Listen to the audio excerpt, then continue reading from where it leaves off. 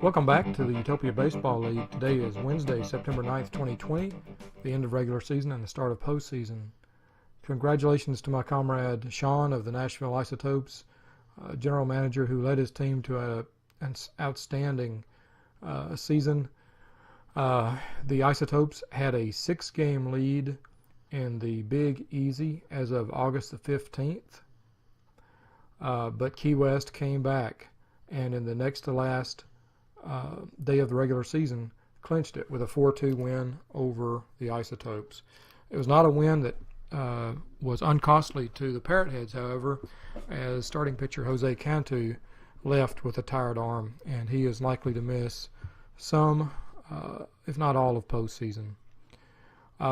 Key West will face the Richmond Railroaders in the Sacrificial Lamb Ship, and the winner of that will play the Virginia Beach Bums and old Howard Alexander out at Virginia Beach. But first, let's look at a little bit more at this.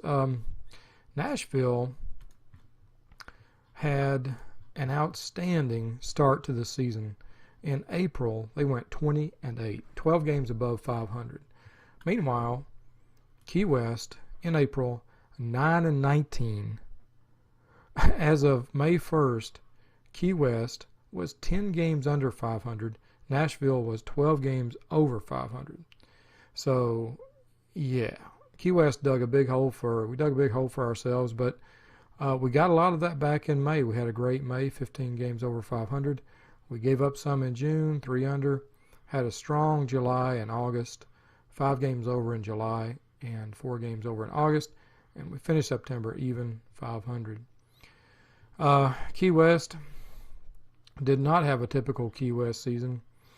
ERA, second in the league, East League at 4.08. Starters, the fourth best rotation in the East League. Unusually bad for Key West. Bullpen was outstanding, led by Gonzi and Cruise Control. Took me a second to remember. Cruise Control. Runs allowed, second. Good. Hits allowed, first. Opponent's average, first. Batting average on balls in play, second. And home runs allowed, first. All good, but the starter's ERA was down. We gave up a lot of walks. I think Jack Johnson led the league in walks, unfortunately, which consigned him to the bullpen for part of the back half of the season. And maybe that coincided with Key West's surge. I don't know. Strikeouts, we were not a strikeout kind of a club. We're a contact kind of a pitching club. Defense was still strong, but not as strong as it has been in the past. Hitting was abysmal, top to bottom.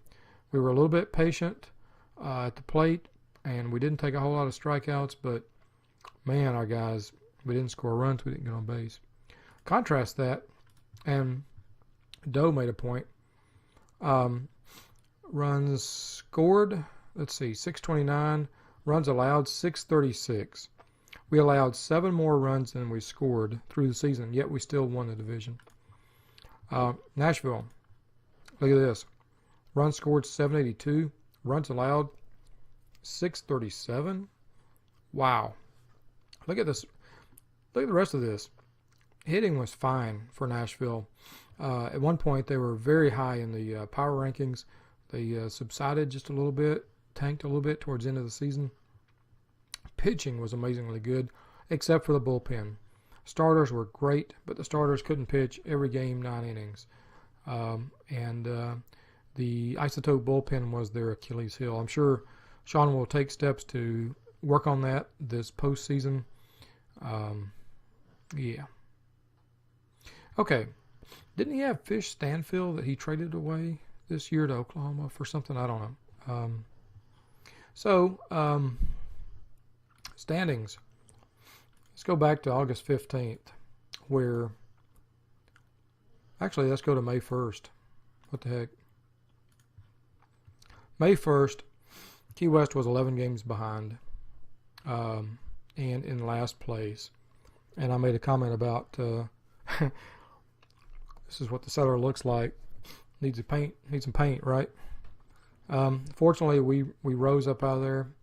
By June 1st, we were back over 500 thanks to that outstanding May. June 1st, July 1st, though, Nashville just kept the pedal down.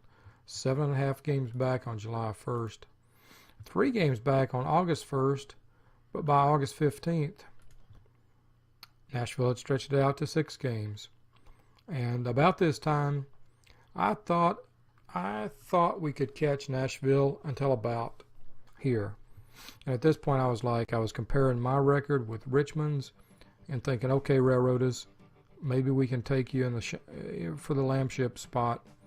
Pretty much consigned myself to that. But by August the 20th, we had climbed to 4 games back. And it could be Nashville was here in footsteps.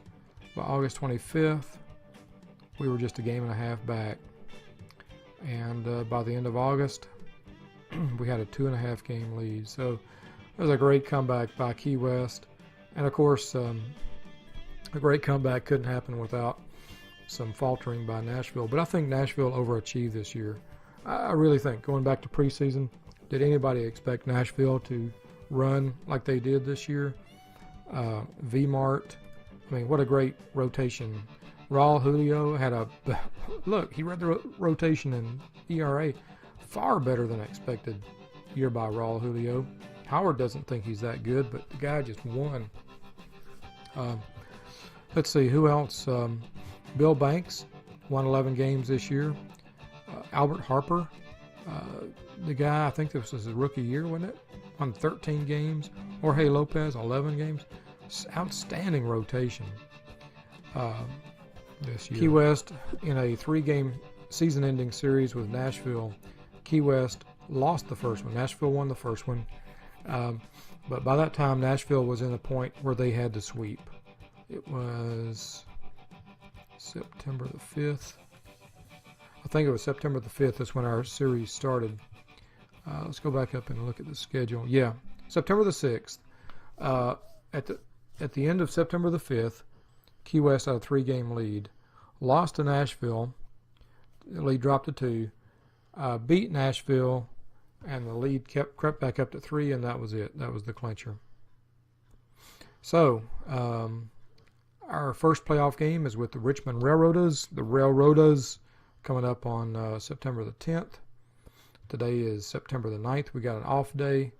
And then tomorrow we play Richmond. Get another off day. And then Richmond 2 games. Another off day, and Richmond 2 games. So, oh man, look at this. Wait a minute. We have 1 home game?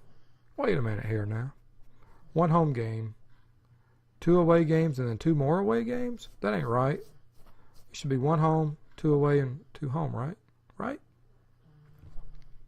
I'm getting gooksed up in here. I'm going to protest. Actually, I think we're better away. Are we better away than at home? I think we're better away.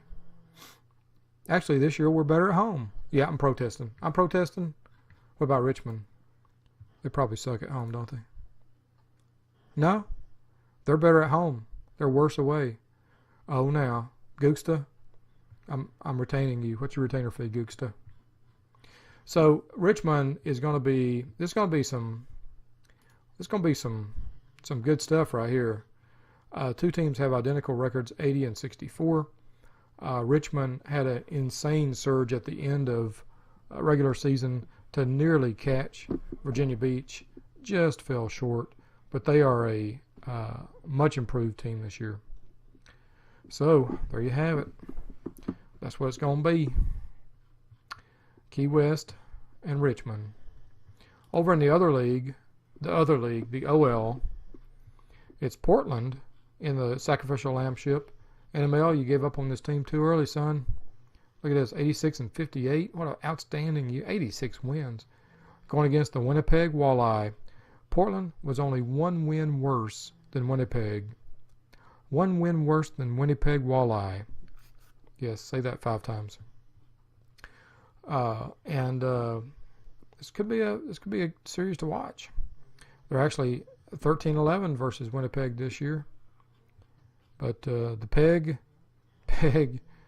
Peg's got some hammers. They got some hammers, including Big Al Rocker. Look at this lineup. This is an all-star lineup right here. Look at that. Read it and weep. Weep, you Winnipeg walleye, weep. Weep. So that's going to set up the, that's going to do it. It's going to set up the Champ ship. There's Oklahoma Wheat King sitting from afar, looking down on us commoners. The Wheat Kings. Wheat Kings. Bunch of slackers in the rotation. Look at that. Bunch of slackers in the bullpen. Slackers in the lineup. Look at that. Lineup full of slackers up and down. Full of slackers. That's right. That's right. You heard it here. Full of slackers. Alright. Well, that's going to do it for this Wednesday evening, September the 9th, 2020. Getting ready for some more live sims and Heart Attack City. Take me on down to Heart Attack City. That's right. At least the women are pretty. See you guys next time.